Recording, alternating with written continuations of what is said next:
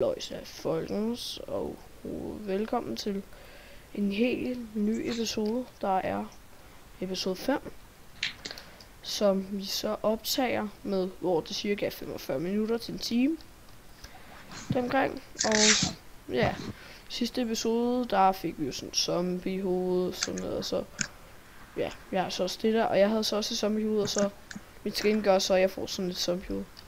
Nå Mikkel, F3, jo, vi skal den her vej, skal vi ikke?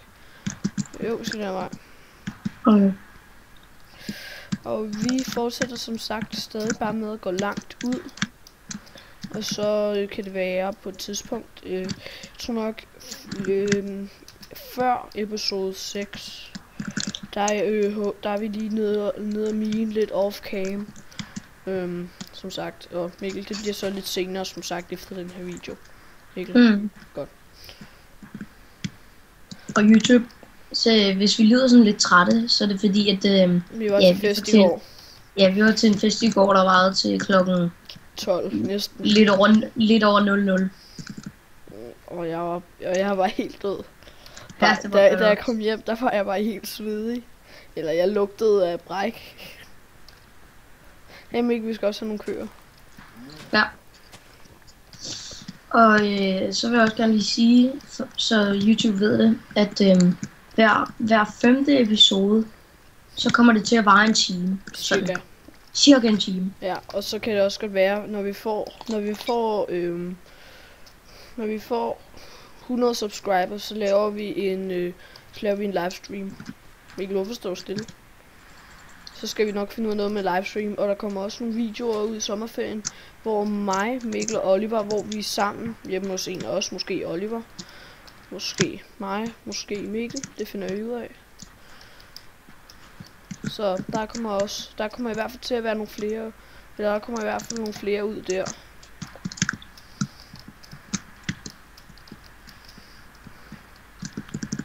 Men det var du.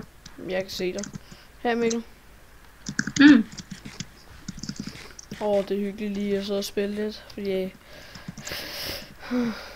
jeg har bare siddet og set fjernsyn hele morgenen. Bare sådan 3 timer. Så er bare sådan noget fjernsyn. Og der har været noget her. Der er vist nogen, der har været eller haft TNT. Og der er en zombie der. Mikkel, hvad for et level er du i? Jeg er i level 9. Det er også. Og skal vi løbe videre, eller? Jeg tror, vi skal til at lave en båd. Der er nede og betale derude. Vi kan ikke rigtig bruge til noget. Fordi den er ikke tændt. Og vi skal bare... Jo, de er tændt. Når ja, dem derude. Hvis du lige kommer herhen og hjælper mig med at hugge noget træ. Vi skal bare sådan lige ud på minus 5.000 blokke, og så går vi ned og fix, og eller nej, vi tror, at vi graver os ned og bygger sådan et lille opholdshus og sådan noget. Indtil videre, og så kan det være, at jeg eller så kan det være, at jeg hugger lidt off-cam og sådan noget, så. Og Mikkel nok også til. Nå, hvor er du, Mikkel? Jeg er lige heroppe på bakken. Jeg har noget træ. Kommer du ned til vandet? Ja, jeg har også noget træ. Jeg har lavet en crafting table.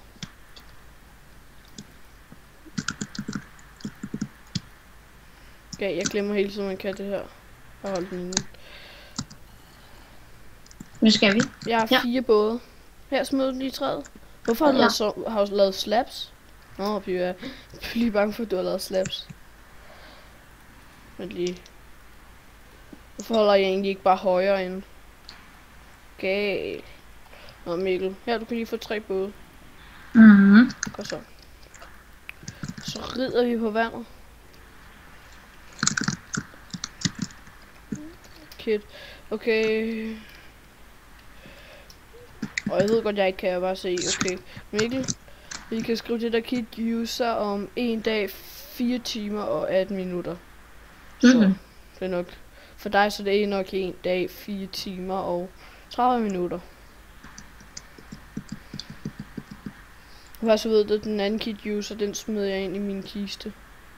Og mine diamanter, så. Galt at få der, så det er grimt for. Hey, det kan være, der er en kiste til et land, fordi der er en, der bor her.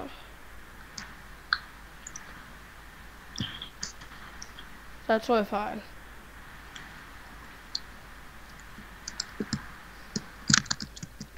Og se, okay Mikkel, nu begynder vi at komme lidt derudad. Vi er cirka 3.300 blokke væk fra spawn. Venter du lige på mig? Jeg skal lige tjekke den her ø ud. Jamen, der er ikke nogen ting, Mikkel. Vent lige lidt. Jeg skal lige have min båd. Nej, så er der det højt græs. Galt, Mikkel.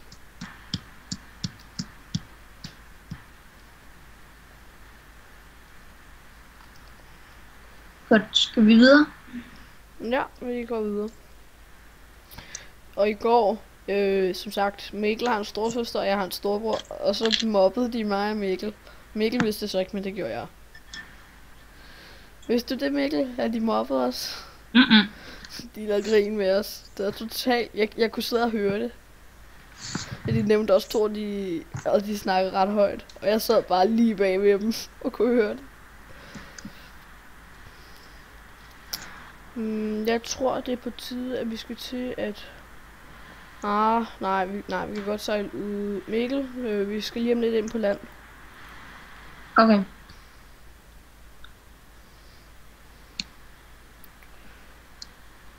Men Mikkel, vi drejer udenom.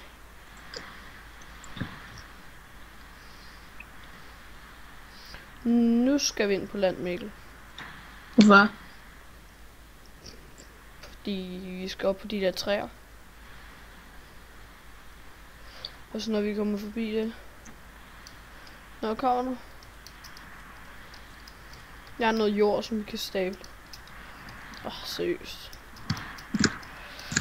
Han taber.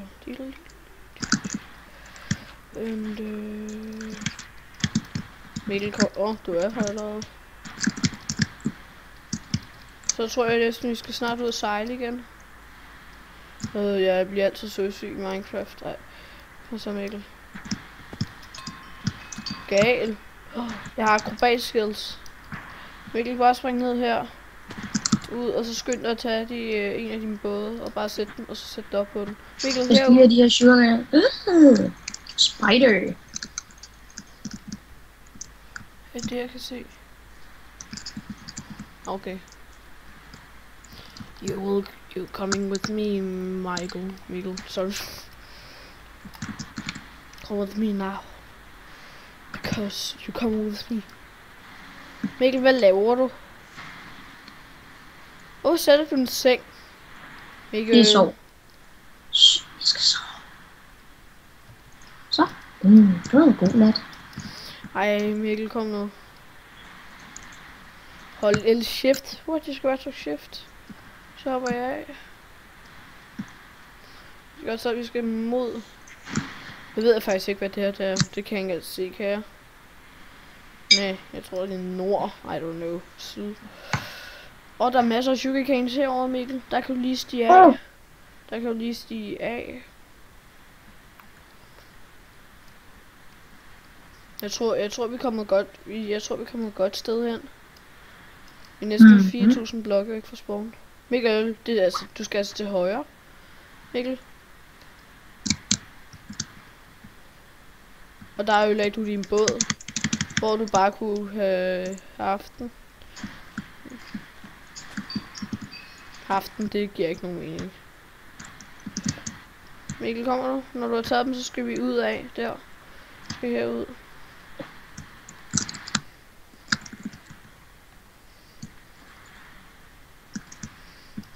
Det er så dumt ud. Kommer du, Mikkel?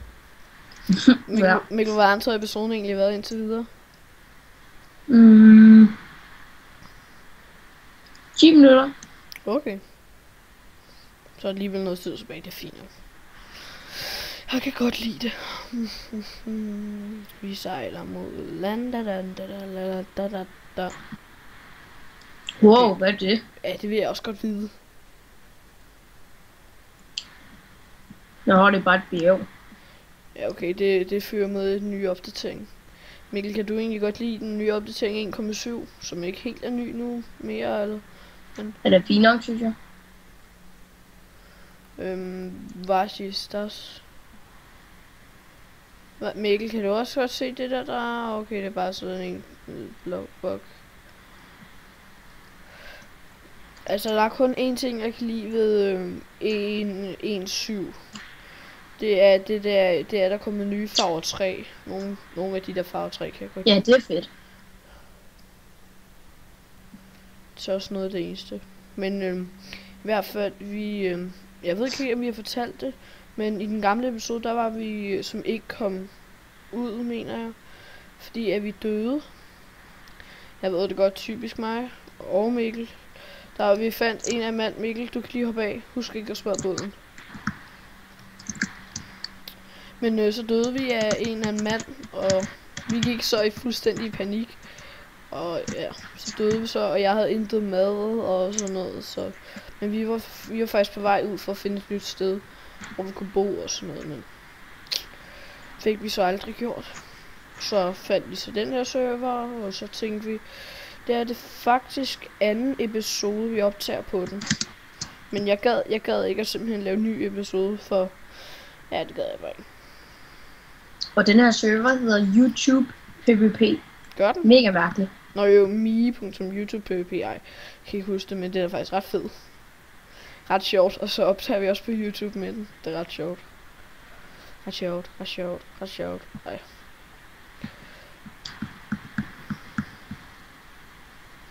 Mikkel, jeg tror desværre, vi skal over land nu. Ja. Er du med mig? Ja, så skal vi bare lige hugge noget træ, så vi kan få nogle både. Hvorfor? Jeg har 2 både tilbage. Okay. Smadrer bare min båd. Jeg bare gør det.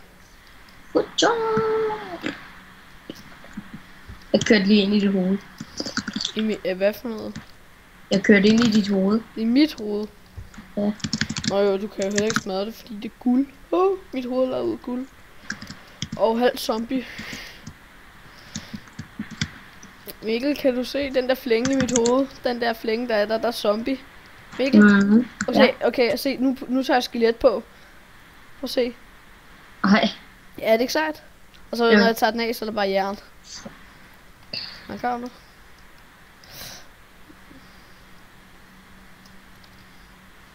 Nej, skål.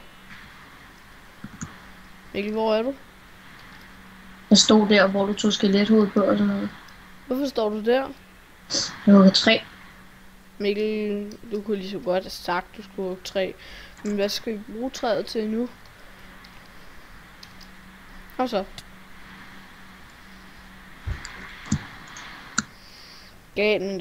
Man skal slå noget med 60 gange for at dræbe en. Hvorfor laver du nu både, Mikkel? Fordi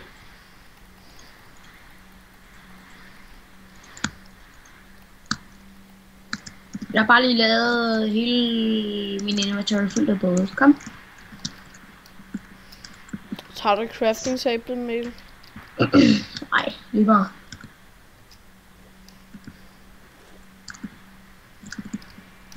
Skal vi gå ud i vandet igen? Eller skal vi bare være? Vi fortsætter på land. Og så skal vi snart der skal vi grave ned. Ja, snart der skal vi grave ned. Jamen, vi skal også lidt længere væk. Nå ja, det er bare sådan, når der er gået 1000 blokke endnu. Det går fint og stærkt, men samtidig også lidt langsomt. Det er fint nok.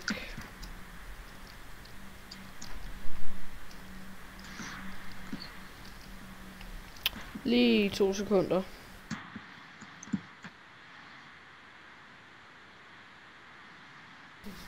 Ja. Træningslyst, eller hvad man siger, mor. Så er jeg tilbage, Mikkel. Hvad var det? Bare lige min mor, der lige skulle op og træne. Hun vil bare lige vi skal også finde nogle ressourcer og sådan noget. Jamen, skal vi ikke... hvor er du? Kom lige. Jeg er her, Mikkel, bagved dig. Hey, har du noget mad, jeg godt kan låne? Hvor har du? Jeg har 0. Men jeg har masser inde i min ender chest derinde. Nå, der. Tak, Mikkel. Kom, jeg løber op på bjerget. Der er da ikke noget bjerg. Jo, et stort bjerg. Kom. Der hvor jeg gætter med. Ja. Nå, deroppe. Skal vi... Der er sikkert alle mulige iron og kul og...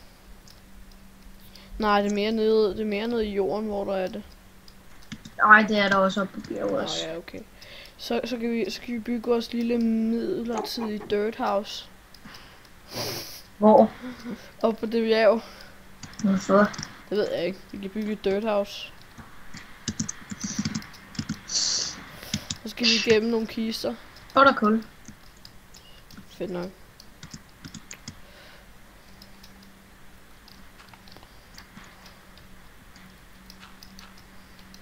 Juhu, jeg er level 10. Jeg er næsten oppe på toppen. Hvad med dig? Er det sådan op? Nå, er bjerget? Nej, jeg hugger lige kul. Okay, skal jeg gå op og bygge et lille dirt house? Må det da godt. Okay, og så kan vi... så kan vi blive her indtil vi har fundet nogle materialer. Dø, spider. Og så skal jeg være flabet. Nå, så er jeg også level 10.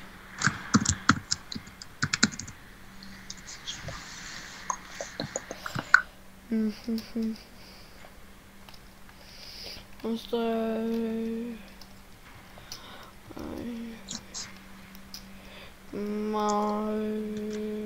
Power. Nå.